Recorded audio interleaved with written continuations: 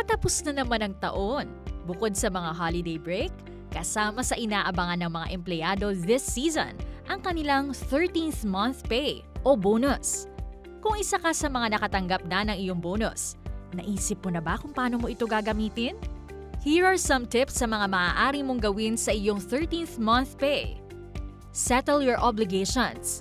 Kung may mga kailangang mabayaran gaya ng loan, hindi inaasahang medical expenses, at iba pa, maaaring gamitin ang iyong bonus upang masettle ang mga ito at makapagsimula ng panibagong taon na cleared ka na sa ilang mga obligasyon. Secure some funds.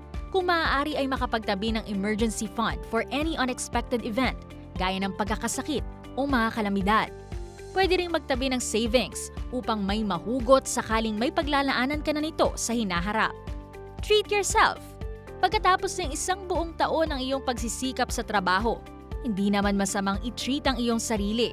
Staycation man yan, pagbili ng bagong gamit, at iba pa. Pero hanggat maaari, planuhing maigi kung paano hahatiin ng iyong paglalaanan ng bonus bago mo ito gastusin.